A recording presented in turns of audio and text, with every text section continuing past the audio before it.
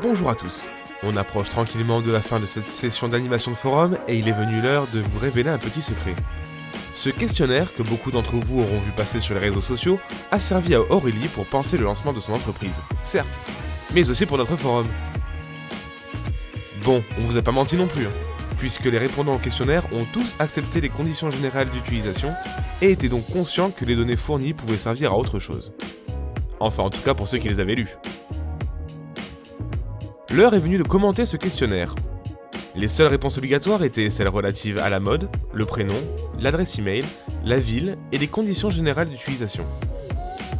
Et pourtant, 100% nous ont donné leur nom de famille, 100% leur âge, 77% leur date de naissance, votre situation de couple n'a plus de secret pour nous pour 95% d'entre vous, 84% nous ont dit ce qu'ils faisaient dans la vie, et je peux maintenant appeler 30% d'entre vous.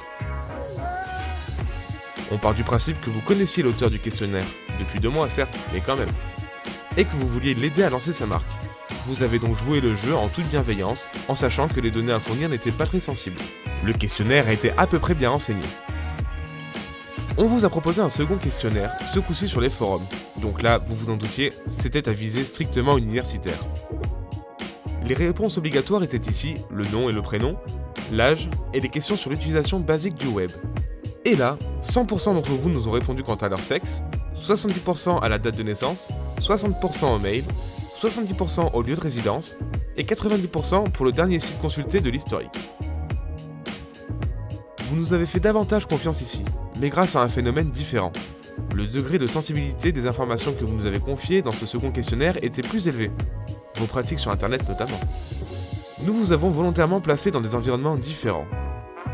Dans le premier, vous avez répondu en ne sachant pas si vos données avaient pour vocation de rester confidentielles, alors que dans le second, la confidentialité des informations était garantie par le cadre universitaire de l'enquête.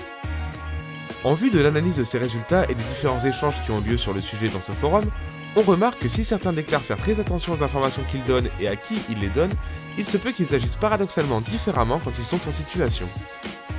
C'est ce qu'on appelle le Privacy Paradox, phénomène mis en avant en conclusion par Caroline Lanceau-McGuinn, à savoir les incohérences entre ce que les gens déclarent faire sur internet et ce qu'ils font vraiment. Alors les spécialistes de la com, maintenant qu'on vous a bien illustré le Privacy Paradox, vous pensez en être victime ou pas ?